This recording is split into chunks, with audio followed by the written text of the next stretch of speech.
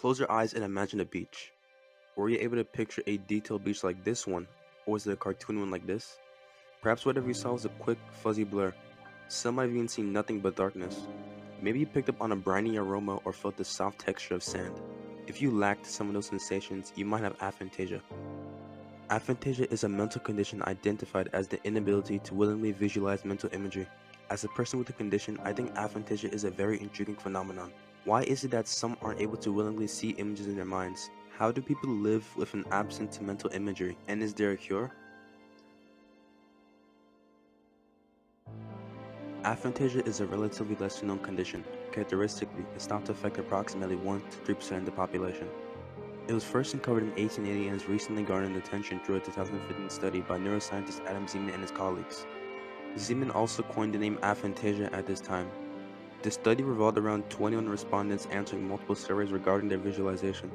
They learned that participants usually only discovered that people could bring up images in their minds in their teens and early adulthood. Another finding was the majority of respondents reported poor mental visualization, or complete inability to mentally visualize. As a result of the study, many people came forward about their experiences with the condition, and numerous articles gave their accounts.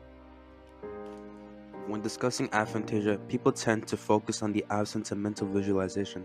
However, there's a lot more to the condition than that alone.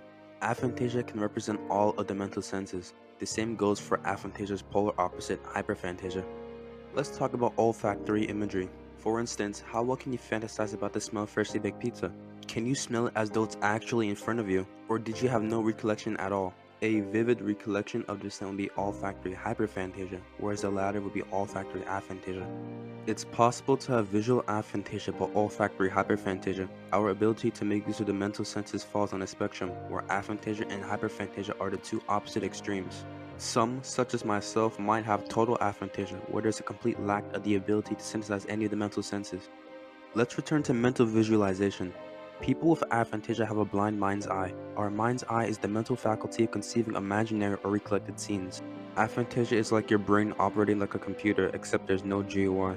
The process is still run and information is retrievable, but there's no sort of GUI or imagery to interact with, though a proper analogy to describe aphantasia is debatable since all our brains differ. Why do some people have aphantasia? To understand, you have to know there are two types of aphantasia. The two types are congenital aphantasia and acquired aphantasia. An individual with congenital aphantasia, such as myself, never developed voluntary mental imagery since birth, though it's possible for us to experience mental imagery involuntarily. That could happen when we're dreaming, sleepy, or feeling feverish. Personally, I've only seen visuals in my mind during my occasional dreams. In contrast, those with acquired aphantasia were once able to voluntarily mentally visualize but suddenly lost the ability. Ways one can lose the ability are through brain injury, depression, or psychosis. For example, in 2003, a man sought Adam Zeman's judgment concerning his sudden loss of visual imagery. The man had undergone a procedure to treat his blocked arteries. He suffered from a minor stroke during the procedure, which is likely why he lost visual imagery. Additionally, congenital aphantasia appears hereditary. In a research report titled Phantasia, the psychological significance of lifelong visual imagery vividness extremes, questionnaire data revealed that aphantasia seems to often run in families.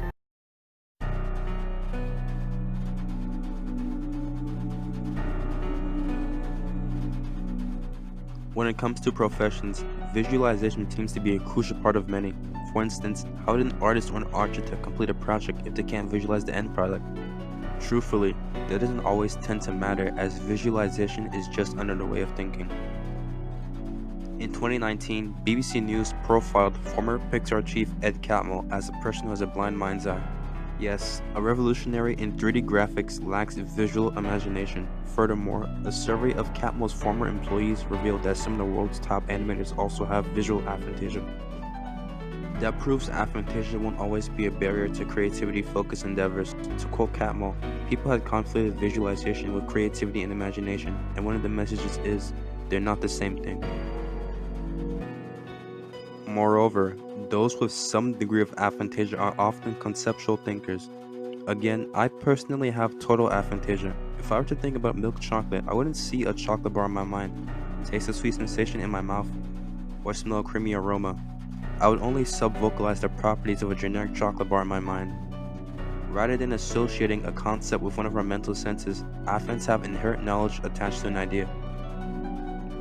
Aphantasia isn't necessarily a disadvantage. The iterations of the condition merely diversify the lenses from which we view the world.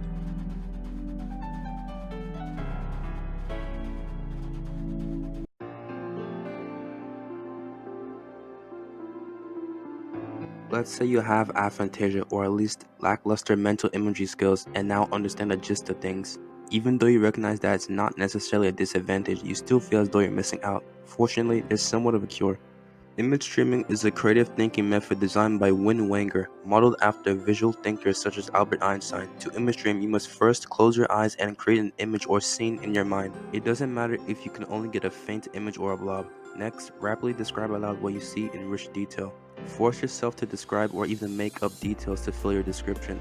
As you go through this regularly, your images will increase in vividness. For greater effect, pay attention to sensory details. Have 10 to 20 minute sessions where you solely focus on image streaming and have an external focus, such as a friend or a recording device to describe your images to.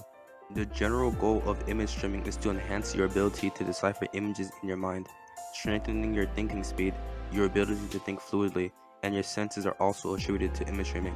This method is an invaluable tool to those who want to improve their imagination, and even those who possess remarkable mental imagery skills can benefit from it. It's even thought to increase your IQ. That's all great, but what use is it to someone who can't even create an image in their head in the first place? Fortunately, there's a workaround. If you struggle with formulating an image in your mind, an easy way to start is to use the after image on an external source instead. To begin, find a bright light and stare at it for about a minute. After that, close your eyes and you might see the light's after image as a blob. In my case, I closed my eyes and saw a bright neon green blob in the midst of complete darkness. From there, follow the steps of image streaming. Rapidly describe aloud any observations of the after image morphing into different shapes or colors. Using after images and several other methods, those with aphantasia or poor mental imagery skills can benefit from image streaming, thus improving their cognitive abilities.